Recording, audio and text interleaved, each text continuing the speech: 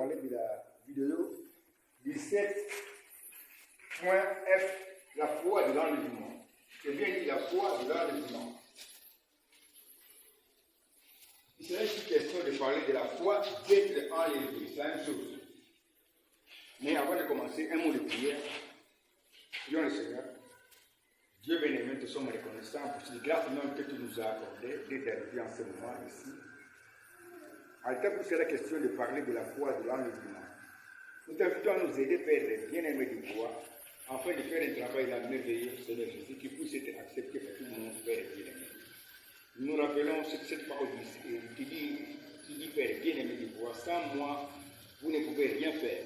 Nous nous rappelons aussi de cette parole qui dit, Père bien-aimé du roi, avec Dieu nous ferons des exploits. Toi, nous t'invitons, Seigneur, toi, au Dieu puissant, à accomplir ta parole pour nous, Père bien-aimé, que nous puissions faire un exploit, en réalisant un travail qui sera une bénédiction pour tout le monde. Nous te demandons tout ceci pour ta gloire, au nom du Seigneur Jésus. Amen. Amen.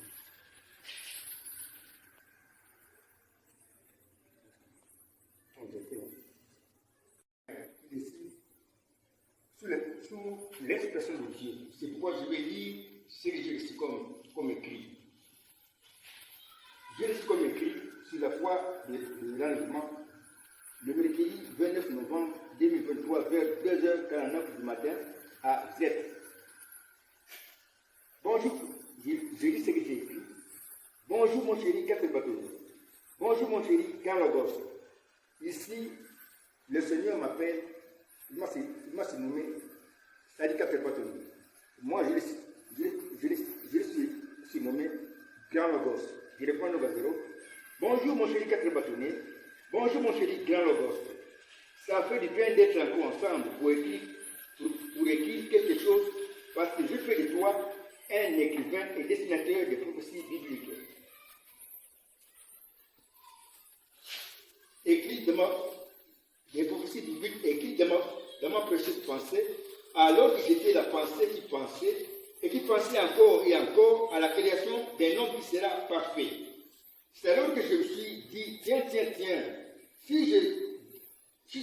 si je garde cet homme dans la position d'être un homme parfait, cet homme ne saura pas du tout que je suis aussi le Rédempteur, c'est-à-dire celui qui peut sauver l'homme et lui restituer tout ce qu'il aura perdu.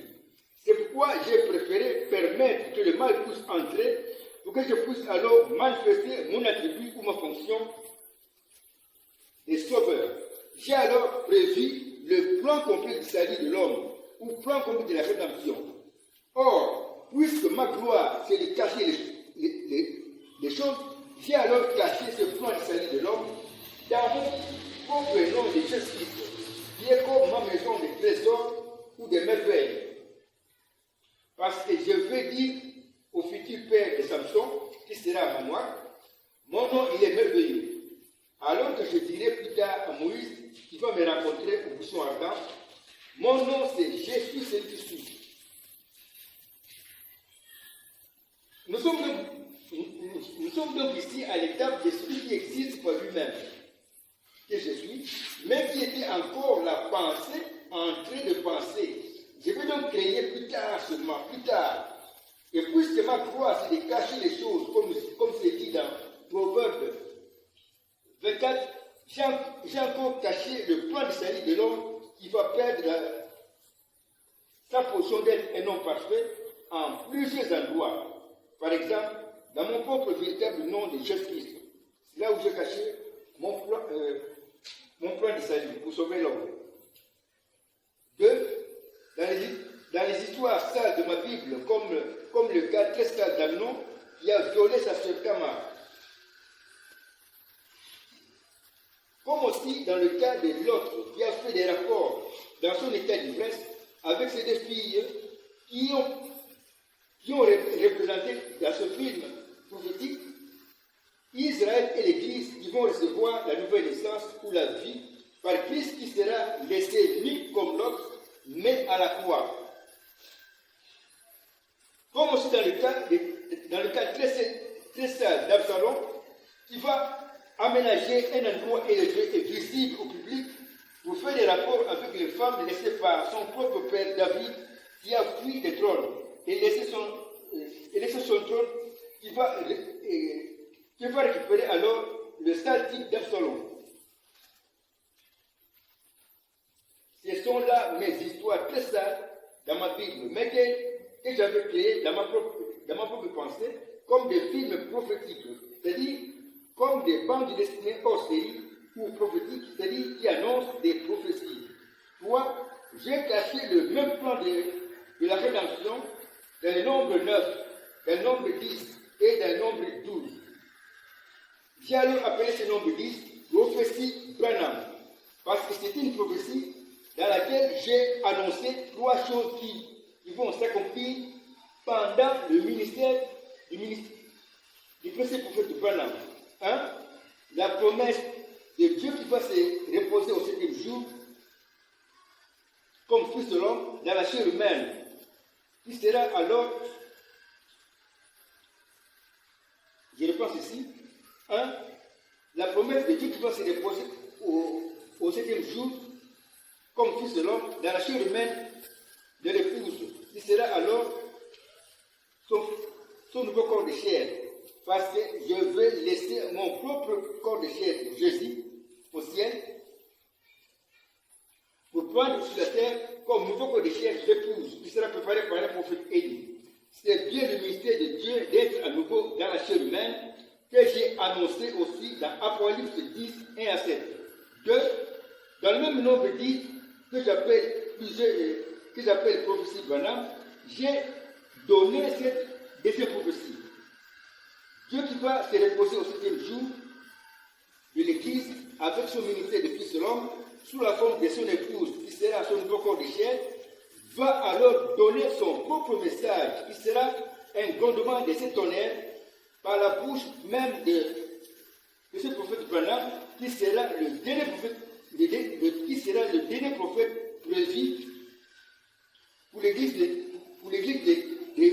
nations. Nous avons vu cette promesse de ma voix du Fils de l'homme, ou des grondements de ces tonnerres, qui sera la voix très simple de Branham. 1. Dans le témoignage de Daniel dans la fosse au lion avec l'ange, et qui est tout simplement Apocalypse 10, 1 à 7, mais présenté en signe de l'unité qui est ma propre langue inconnue aux anges que je t'ai enseigné. Voici la deuxième prophétie annoncée dans la prophétie Branham. Nous avons aussi vu cette même promesse de ma voix de tonnerre, de cette tonnerre qui sera la voix très simple de Branham dans Exode 24 et dans le résumé des signes de l'Église fait par Branham.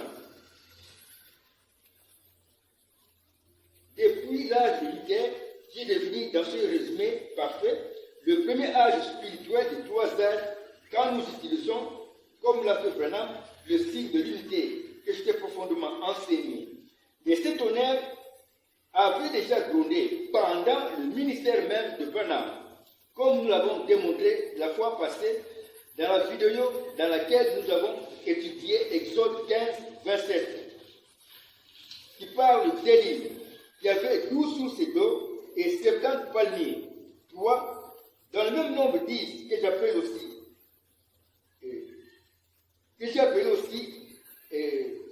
dans le même nombre 10 que j'ai appelé avant de créer ce monde, prophétie Branham, j'ai enfin promis la création des hommes parfaits, c'est-à-dire des hommes qui vont porter en eux la perfection qui est Dieu lui-même que je suis. Je serai donc dans chaque branhamiste né de nouveau avec le même visage de ce branhamiste, mais qui est dans la perfection. Dieu qui est la perfection va porter le visage rendu parfait du branhamiste né de nouveau. C'est bien ce grand mystère que mon précieux prophète Branham a vu à l'ouverture du 7e sceau. Alors il s'est dit, tiens, puisque Dieu porte maintenant en moi mon visage, on risque de vraiment m'adorer comme Dieu qui a créé toutes choses. Si j'en parle maintenant, tiens, je dois éviter d'en parler. Mais le signe de l'unité que je t'ai profondément enseigné dévoile alors dans les propres paroles du précepteur de Branham ce que lui avait bien vu à l'ouverture du 7e sceau, mais qu'il avait évité de publier. Alors, je suis entré sur scène pour te démontrer avec mon signe de l'unité ce que j'avais promis dans ma Bible sous forme d'image, mais qui sera vu par Branham à l'ouverture du 7e sceau. Hein? Nous avons vu cela dans le cas de Jonathan, qui a aimé David comme son âme, jusqu'à lui remettre, jusqu'à lui offrir son manteau et même son épée.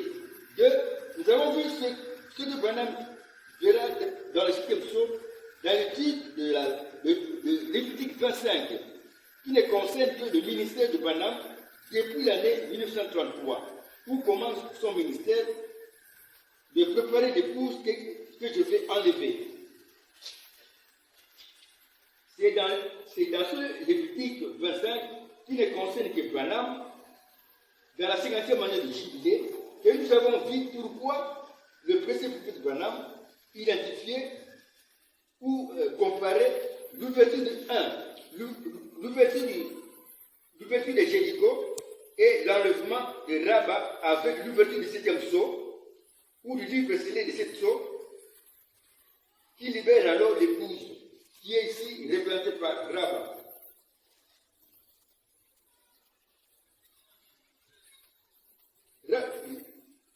Rabba qui est ici représentée par Rabba, qui était encore scellé. C'est scellé dans le sceau. Je n'ai pas un peu ici, j'ai mal lu. Nous avons vu pourquoi le précepteur de Branham a identifié ou comparé l'ouverture de Jéricho et l'enlèvement des Rabba avec l'ouverture du 7e sceau ou du livre scellé de 7 sceaux qui libère alors l'épouse. L'épouse qui était encore scellée dans les sceaux comme Rabba. Comme Rabba était encore scellé ou était encore un mystère caché dans Jéricho qui a représenté le livre scellé de 7 sceaux.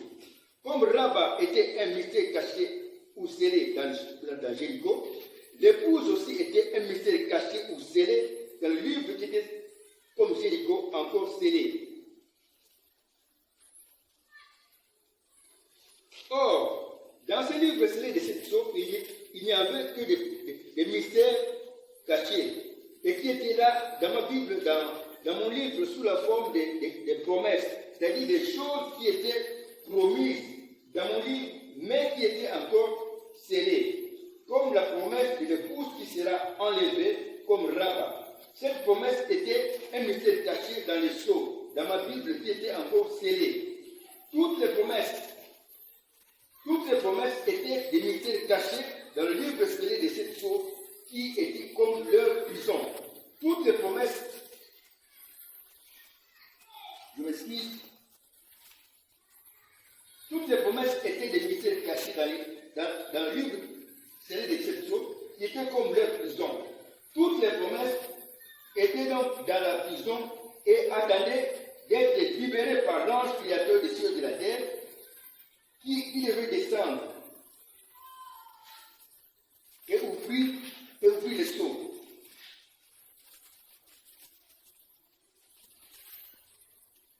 Et libérer alors tous les prisonniers, et libérer alors tous les prisonniers du livre qui était scellé de 7 sceaux, tous les prisonniers qui étaient là-dedans, dans la prison, livre scellé de 7 sceaux, sous forme de paroles de promesses. L'épouse qui est ici représentée par Rabba était aussi dans la prison, livre scellé de 7 sceaux, sous la forme de la parole de promesses, qui dit que l'épouse sera enlevée. C'était une promesse qui concernait seulement l'épouse que je peux alors représenter dans la prison, livre scellé de 7 sceaux, sous la forme de la parole de promesse de l'épouse qui sera enlevée. C'est pourquoi le précédent Branham a révélé que l'épouse qui sera enlevée était une épouse parole, c'est-à-dire une épouse parole des promesses de l'enlèvement ou une épouse promise dans les sceaux d'être enlevée. L'épouse parole des promesses était donc un mystère caché dans le livre scellé de ces sceaux qui était comme une prison dans laquelle étaient toutes les promesses. C'est quand le livre qui était scellé de ces sceaux était ouvert que toutes les paroles de promesses, comme aussi les paroles de la parole de la promesse de l'enlèvement de l'épouse, était aussi, je m'excuse, c'est quand le livre qui était scellé était ouvert que toutes les paroles de promesse, comme aussi la parole de la promesse de l'épouse qui sera enlevée, ont été libérés de la prison scellée de cette chose. Toutes les promesses qui étaient alors libérées de la prison et comptées comme déjà accomplies par moi. Toutes les promesses ont été alors libérées de la prison et comptées comme déjà accomplies par moi qui ai ouvert le sceau et qui compte toutes les promesses de ma Bible comme promesses déjà accomplies ou déjà finies. C'est pourquoi le précieux prophète Branham pouvait dire, quand je vous fais des sceaux, c'est la fin des couples, c'est-à-dire de la promesse qu'il y aura des couples. C'est la fin du millénaire, c'est-à-dire la fin de la promesse qu'il y aura du millénaire, etc. Toutes les promesses de la Bible, quand j'ai ouvert le sceau, sont comptées comme déjà accomplies, mais spirituellement, pas réellement. C'est-à-dire seulement par ma foi parfaite qui compte la promesse, qui n'est pas du tout accomplie comme promesse déjà accomplie. L'ouverture des sceaux, nous l'avons vu, à l'ouverture des sceaux, nous l'avons vu à l'ouverture de la tombe de Jésus. C'est un grand signe qui montre que le corps de Christ est déjà en mouvement. Je t'ai rendu maître pour démontrer avec mon site de l'unité, dans toute ma Bible, qu'il y a la promesse de l'ouverture des sceaux, qui est comme la clé de contact dans le véhicule Fils de l'homme, sous la forme de l'épouse qui est devenue le nouveau corps de chair du Fils de l'homme. Le véhicule Fils de l'homme est donc déjà en mouvement depuis mars 1963, où j'ai ouvert le sceau par la bouche même du précieux prophète Branham, avec ma propre voix du mouvement de ce tonnerre. Et si quelqu'un se cramponne à proclamer que les tonnerres ne sont pas encore révélés, cela signifie qu'il n'a pas encore compris que le prophète Branham est le dernier prophète pour l'Église des nations qui a fait entendre ma voix de ce tonnerre qui enlève l'épouse, comme nous l'avons vu dans beaucoup de titres. C'est pourquoi je t'ai donné la capacité de démontrer tout cela dans ma Bible. Comme dans Exode 15, verset 7, comme dans Exode 16, qui parle du 6e jour, où Israël devait avoir une double portion de manne, comme dans Exode 24. C'est ma grâce qui fait connaître les choses. C'est pourquoi je te dis de ne pas mépriser mes enfants qui sont nés de nouveau dans le message de la fin, mais qui n'ont pas encore compris que les sept tonnerres qui donnent la foi de l'enlèvement ou d'être enlevé est tout simplement la voie très simple du précieux prophète Branham, par lequel j'ai fait connaître tous les mystères cachés de ma Bible. Parce que j'ai promis dans l'ouverture de mon nom Jésus-Christ, qui est le plan complet de la rédemption, que je deviens comme Père éternel, c'est-à-dire comme l'ange du jugement ou le juge suprême qui a un message de jugement qui dévoile tous les mystères cachés. On serait ici, je vais montrer le dessin qu'on avait fait concernant le nom de Jésus-Christ. Ce que le Seigneur a donné comme écrit, c'est en rapport avec le dessin qu'il m'avait donné, le dessin de Dieu. Nous avons dessiné nous avons présenté dans les vidéos passées le dessin de Dieu. C'est-à-dire un dessin qui montre que le nom de Jésus est une prophétie. Voici ce dessin ici.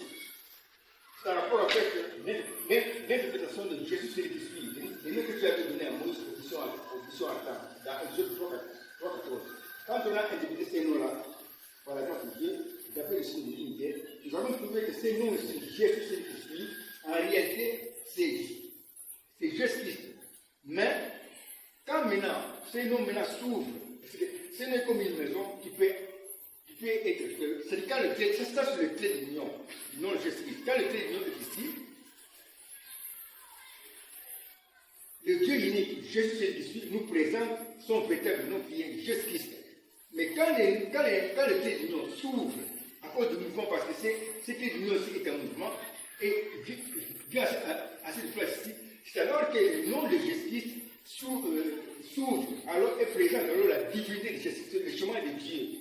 Quand maintenant nous avons le chemin de Dieu, dans ce chemin, que Dieu me fait connaître, c'est-à-dire que Dieu lui m'a dessiné par ma main, dans ce chemin, nous voyons que le même Dieu qui avait raconté Moïse au puissant en terre, Jésus-Christ, nous présente dans ce chemin ici de Dieu ces deux fonctions qui sont principales. La fonction du Fils qui va répandre le sang comme sacrificateur ou comme avocat qui va défendre le peuple de Dieu devant le jugement. Et la fonction du Père éternel qui est dans le jugement où le juge suprême qui va dévoiler tous les mystères cachés. Ici, nous avons deux fonctions différentes du même Dieu, Jésus-Christ. On n'a pas ici deux personnes, mais le même Dieu, Jésus-Christ, se déploie en ces deux fonctions qui sont principales ou majeures. Parmi ces trois fonctions, nous avons ici Jésus qui devient maintenant le Fils qui va répondre le sang, et Christ qui devient ici le Père éternel qui est le juge suprême qui va dévoiler tous les mystères qui étaient cachés. Ce plan ici de Dieu, ce dessin ici de Dieu, ça c'est décrit ici, le dessin de Dieu. C'est lui-même qui m'a fait dessiner ceci, dessin de Dieu. Dans ce dessin ici, nous voyons le plan complet de la rédemption qui annonce la première venue du Messie. C'est ça la première venue du Messie dans ce dessin. Selon le dessin de Dieu, le Messie à sa première venue sera le Fils qui va répandre le sang. Ça, c'est la première venue du Messie. Selon maintenant ce même dessin, nous avons ici la seconde venue du Messie. Le même Dieu, à sa seconde venue, sera Christ, le Père éternel, qui est dans le jugement, ou le juge suprême qui va dévoiler tous les mystères cachés. On nous annonce ici dans le dessin de Dieu qu'il va dévoiler tous les mystères qui étaient cachés. C'est pourquoi, quand maintenant il revient au temps de la fin pour dévoiler tous les mystères cachés, il vient se reposer selon la loi du sabbat au 5e jour dans son épouse. L'épouse maintenant devient maintenant le trône qui porte Dieu qui descend au 5e jour pour se reposer. Je fais ça. On s'arrête de pression, on va continuer prochainement. La suite dans la vidéo 17F, la foi de l'enlèvement. Suite 1. Merci d'avoir suivi.